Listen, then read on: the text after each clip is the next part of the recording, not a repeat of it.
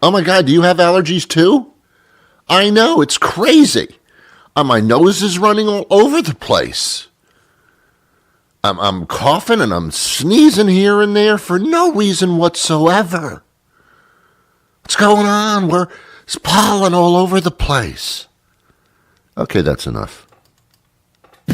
On the air everywhere, this is New England Broadcasting.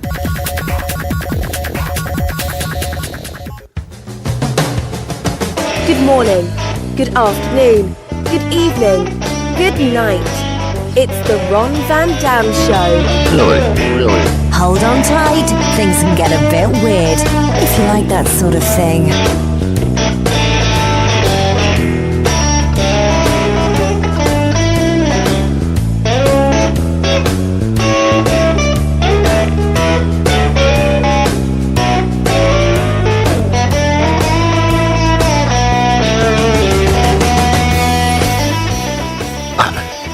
My allergies are off the charts.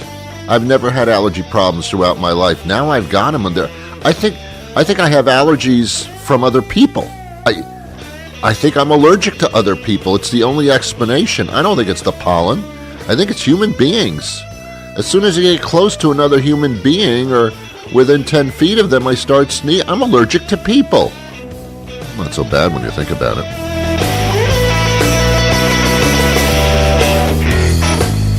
I think I'm allergic to stupid people, especially. Yeah, stupid people, and I don't get along with them. I don't. I'm allergic to them.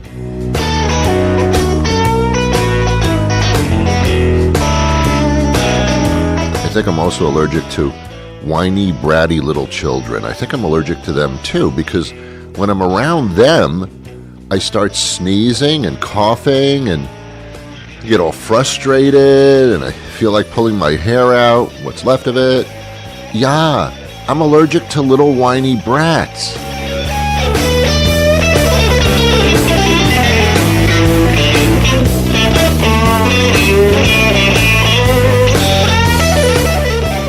I think I'm allergic to expensive things.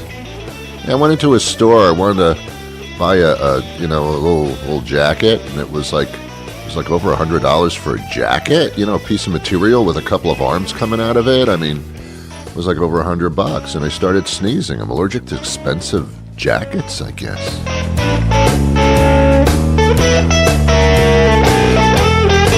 Oh my God, what if there was a stupid person who had a little whiny kid and was wearing an expensive jacket? Oh, I'd go crazy. My allergies would go crazy.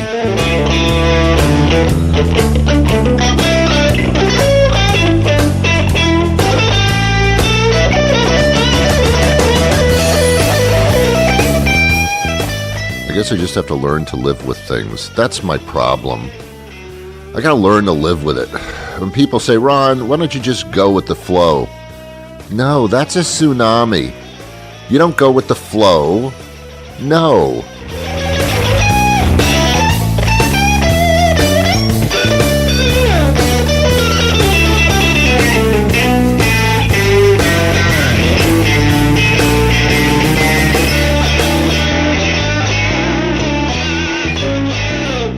That's enough.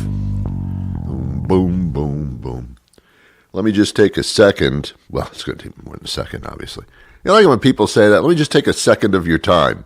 No, you already did when you said that. You're going to take more than a second. Stop saying things like that. Let me take a second of your time and give credit where credit is due. This is my show, and but I don't do it by myself. I know you don't hear other voices necessarily, but there's people behind the scenes giving me massages. The music that you hear is Jason Shaw. He composed that stuff for the show. Thank you, Jason. He's an amazing composer and performer. Background music is basically from him, including our theme music. Also, John Shanahan is a comedy writer. He's extraordinary. He does our comedy commercials, our opening announcement, and all the funny stuff you hear is that Shanahan guy. And then you have Nicole Reed, who is the British babe at the beginning of the show. She books a lot of our national interviews that we do here on the program, because I don't know how to do that. I'm not good at that. I'm not good at that. I'm not discerning. So she takes care of that stuff, and there's other people involved, but it starts to become petty at that point. So we just forget about that. But let me just take a moment of your time, shall I? Ron, you took up more than a moment, man.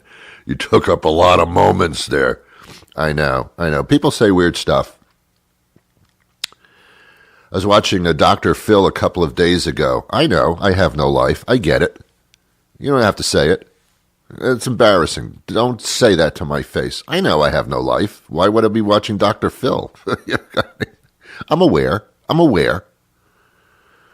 So I'm watching him, and there's some woman on stage, and her children are complaining. She has grown children, and they're complaining that they're all alcoholics or drug users. Something's wrong with them. And the mother's sitting there, and she's trying to own the fact that she didn't raise her children properly, and she was a bad mother.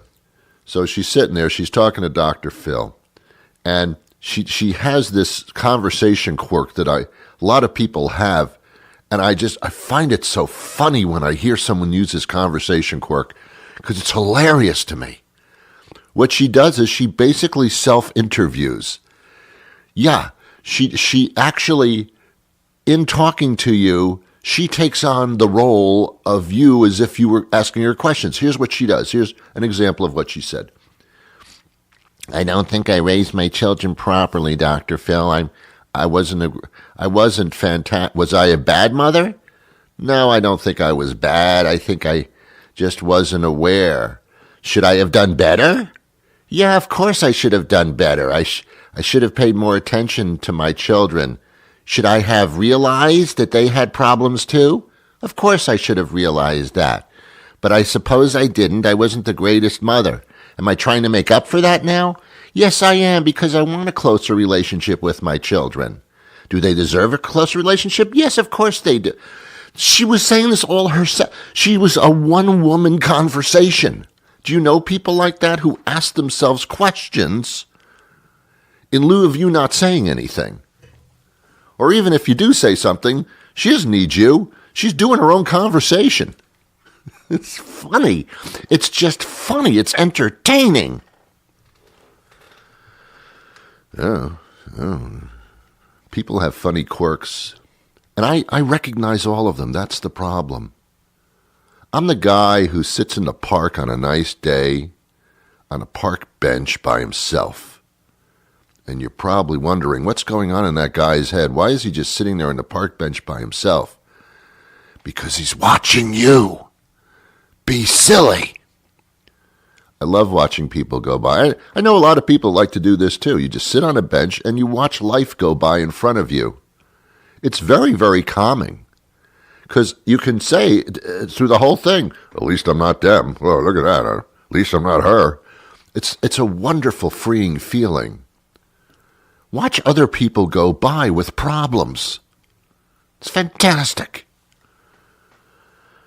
Have a great show for you. I know what you're saying. When's that going to start? Cute. I get it. It's going to start soon. We have a great interview toward the end of the show, as we do on every program. Hey, tell your friends about the program. This is how I get paid, So tell them about it. You can find me on NewEnglandBroadcasting.com, on the SoundCloud, the Spotify thing, on the YouTube thing, iTunes, TuneIn Radio, Lift the Toilet Bowl lid. I'm probably in there too. I'm on every platform. I don't know what that means. I'm on every digital platform. I still don't understand what you're talking about. I don't do the Twitter thing. I have a Twitter account because it's free. I have things that are free. I don't use them, but I have them. If I ever want them, they're there. I don't do Twitter stuff. I don't read anybody's twits or twats or anything like that. The only Twitter thing I know about is when Trump does his Twitter thing. That's the only time I ever hear about Twitter. I mean, you know, you get the impression that everybody has Twitter and everybody's expounding their opinions 24 hours a day. No, most people don't. Most people don't read that crap. Most people don't care how you feel. What makes you think that anybody wants to read about your feelings about something? Nobody cares. Nobody cares when you're saying it to their face, much less when you write it down in a couple of words and hit send, or whatever that little icon stupid thing is. There's people walking down the street in towns and cities across the country are not tweeting everything. It's fictitious. Yeah, a lot of people have Twitter accounts, but most of them don't use them because why? Why do you think someone else cares about that? Oh, Ron, why do you do a podcast? What's your well? First of all, I make a living off of it, and secondly, we have a lot of listeners.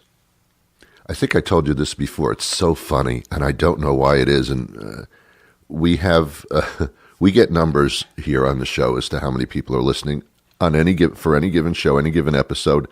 The numbers show what platform. Is it Android? Is it iPhone? Is it desktop? It shows all that stuff, and it shows geographically what parts of the country listen to this show on a regular daily basis. What radio stations are picking up. It tells me everything. It tells me how many times I took a shit today. It tells me everything. There's one country that's out of the United States that really has a lot of listeners on this show. And I'm like, whoa, it's Norway. What the fuck? Norway? Why? What about my show? You've heard my show before, I assume. What about my show is so Norwegian? I don't even understand.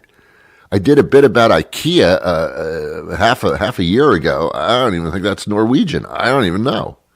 That's how much I know about that. Anyway, to my friends in Norway, how you doing? Thanks for listening. Why? Why are you listening to this? Let's talk about Trump. We don't have to, but I think it's important. There's this tariff war going on with China. In case you're not familiar, the stock market has been queasy about it. It's lost a lot of money, bounced back a little bit. It's not going to stay there. It's going to go down again. Trump is challenging China, saying, hey, we've been paying tariffs, we've been paying taxes on the stuff you send to this country, and, we don't make you do that, so now we are. So they charge you 25%. Everything that you buy for this country, China, is going to cost you 25% tax. I said, oh, yeah? That's not their accent, by the way. Oh, yeah? All right, everything you buy from China is going to be 25%. Oh. So Trump says, well, yeah, that's not a big deal. Well, the stock market took a dive. Everything we buy in this country is from China. I think you know that. Everything. Your spouse is from China. Everything. Businesses aren't going to absorb that tax, that extra 25% to bring goods into the country to sell to you. They're going to pass on that expense to you. So prices are going to go up on everything. What about people in this country? What about the farmers? Well, you see, China buys a lot of our farm products. That's their big thing. They buy a lot of soybeans and other farm products from this country. Well, it's going to cost them 25% more. So China says, well, we're not going to buy as many farm products then, show you. So now the farmers in this country are going, hey, what the fuck are you doing here? I mean, now China's not going to buy our stuff? Trump is just like, I agree with what he's saying, but the way that Trump does things, it's not that I disagree completely with what he does, although it's pretty close to complete. It's the way he goes about it is just so stupid. He does everything himself, and that's a problem. Trump yesterday asked for, this is unbelievable, $15 billion to subsidize the farmers. That means, well, don't worry, farmers. We know that things are going to be rough for a while because China's not going to buy your stuff. We're gonna give you $15 billion here so you don't go under. Okay, where's that $15 billion going to come from, Don? The American taxpayers. So, not only are we getting screwed by paying more for a product when we buy it here in the United States, now we're going to, $15 billion of our money is going to go to farmers so that they don't go under. Nice job, Trumpy. Nice way to execute. I just remember for years and years Trump saying we're going to build the wall and Mexico is going to pay for it. Mexico said, oh, no, we're not. Oh, no, we're not. And guess what? They don't. Congress approved in some type of deal to give Trump a certain amount of money for his wall. Trump declared a national emergency to get the rest of the money he needed for the wall. Who's paying for the wall? We are. You are. I am. Who's paying for this trade war? You are. I am. Who's paying to keep the farmers from shutting down because no one's buying their stuff from China? Who's going to pay that bill? We are. You are. I am. This is a very expensive deal that's going on. The country is in its deepest deficit ever with Mr. Money at the helm. Don, here's the problem, Trumpy baby. You can't declare bankruptcy. The United States can say, well, I'm sorry, we declare bankruptcy, not going to pay you back. No, Don, you don't get it. Please, Donald, just pack up the suitcase and get the hell out of Washington, please. Then they can arrest you and indict you and put you in jail where you belong and you'll be quiet. You can tweet, I suppose. I don't know if you keep your phone in jail. We'll find out. But finally, you're going to be wearing a jumpsuit that's going to match your complexion. So it's not all bad. And Pence, I don't like him either, but better than the devil. So, all right. That's politics for you. Thank you very much. You're listening to the Ron Van Dam Show, and I really think that that's pretty cool.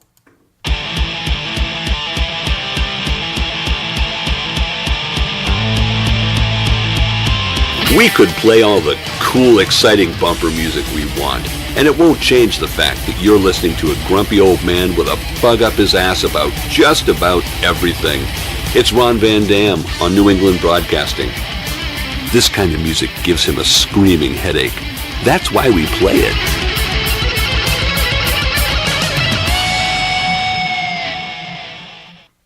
It does give me a screaming headache. Everything does because I have allergies. I refuse to take allergy pills. I refuse. I don't like them. I don't know why. I take enough pills. When I have a headache, I take a pill. When my blood pressure goes through the roof, I take a pill. When I eat too much steak and ribs, I take a cholesterol pill. I take a pill for everything. I take a multivitamin. I did a show about that a couple of days ago. I just started taking multivitamins again. I don't know why. Because I'm an American and I'm supposed to take pills all day. I don't know. I don't do what I'm supposed to do. I have to start doing what I'm supposed to do. Why? Because I'm supposed to do that. I'm still trying to drink coffee every morning. I can't get into it. I don't like the taste of coffee. I'm not into it. The only way coffee tastes good is if you put milk and sugar in it. And then, what's the point of the coffee? Something to pour the milk and sugar in is about it. I've been just brainwashed I'm supposed to like coffee. I'm supposed to get up in the morning. I'm supposed to have coffee. That's my job. It's just, you can brew it yourself with little pods. They put little coffee beans in little pods, little fabric pods, look like coffee-filled raviolis, and you put them in a machine, and It's cost like $2,000 a day. I don't really know. It's just, and it's not even satisfying. It's fucking bean juice. So, I mean, I don't really understand that either. So you're supposed to go to a coffee place like a Dunkin' Donuts, Dunkin'. I don't know what the hell the name of that place is anymore. Starbucks. I don't know what planet those people are from. They're different. They're just different. There's something different about people who work at Starbucks. I don't know if they train them to be different, but they're not like me. So I don't go in there at all because I'm scared because I think I'm going to be abducted and taken to their planet. I don't like them. I don't like them at all. It's like I'm supposed to learn their language or something. I don't even know what a latte is or a cappuccino or a floppuccino or a latte platte. I don't know what the hell you're talking about. I just wanted a cup of coffee. That's all I wanted here. Come on, man. Break it on down. So I'm supposed to go to these places. Go to a gas station now to put gas in my car, which apparently is necessary to make the car move. Just found that out. And find out that every gas station now has coffee ready for me. I what? What does that have to do with anything? Why is coffee being offered to me at every gas station now? Gas station coffee is 89 cents. I know exactly what it is. It's 89 cents, not 90, not $1. It's 89 cents. And it's brewed and it's damn fine coffee. I think my car will run on it. It's a cheaper way to run your car, run it on coffee, huh? 89 cents. Dunkin' Donuts, whatever you call yourselves, $2.89. We're hitting the $3 area. Starbucks, second mortgage your home, because that stuff's really expensive. Anyway. Yesterday I was talking about dogs and how we treat dogs like they're human beings. We talk to them and we expect them to respond accordingly. All that strange stuff that we do with animals and dogs. So I thought today it would be apropos. You like that? Apropos? You like that word? You know what it means? It would be fitting, under the circumstances, it would be fitting to speak to a gynecologist. What? No. Oh, no. A veterinarian. Ooh, I had that wrong, didn't I? What's the difference between a gynecologist and a veterinarian? A lot. Because it's flea and tick season. And those little collars that you buy in the store that keep the fleas and ticks away, they don't fit around my neck. I realized that's for the dog. I did not know that. There's a lot of stuff apparently I don't know that I have to figure out for myself. Yeah, fleas and ticks, man, they're all over the place. I have allergies. I know fleas and ticks are responsible for that. So today we're going to speak to a veterinarian, a vet. Do I have that? Hold on a second here. Let me see if I have that in my thing here. Yeah. Here, I'm going to play this for you. This happened way back when I was on the radio about 15 years ago or less. This is back like in 2000, I think it was 2010 or something. I was doing an interview, and it was Veterans Day. I was doing a Veterans Day interview, and here it is. This is the introduction. It was embarrassing but funny at the same time. Okay, let's do the thing here. Let's speak to. Actually, we're going to talk about Veterans Day. Good morning. How are you? Hi, good morning. Well, how did you spend Veterans Day yesterday? I know you did some special stuff. Well, I think I spent Veterans Day thanking the veterans in the world, sir. But actually I'm a veterinarian, and that's who you're speaking with. That's Dr. right. John DeYoung, and I'm a veterinarian. Look, I figure one vet is good for another vet. Absolutely.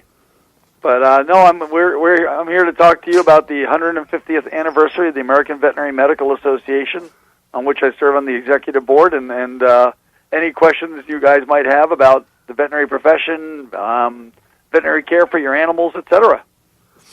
And And I thank the veterinarians for making our country safe and what it is. I'm trying to tie the two together. Now, sure will. Okay. Well, what we do, interestingly enough, Ron, is that veterinarians are involved with food safety, and all of the foods that are inspected in the armed services are done through veterinarians. So veterinarians play a very important role in food safety, not only for our troops, and I knew that, but also for people here at home. That was my point to begin with.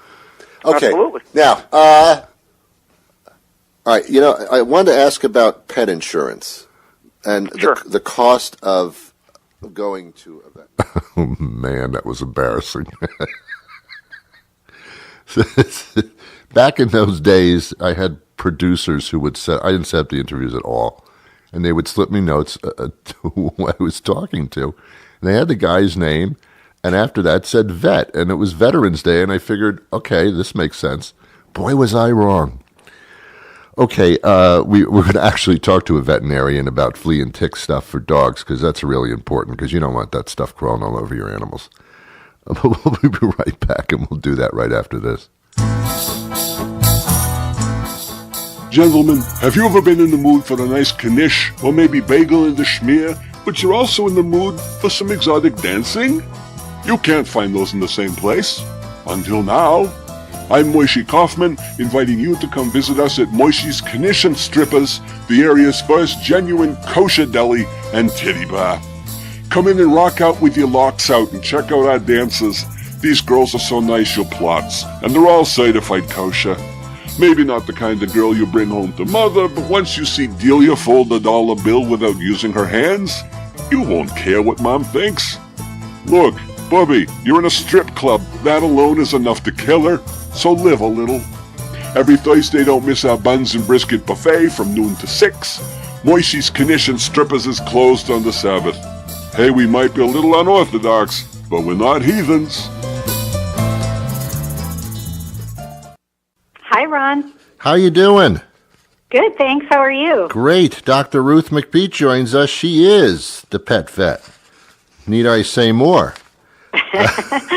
I'm going to squeeze you for as much information as I can during our time together, because most of us have pets, and this is the time of season where it gets a little weird.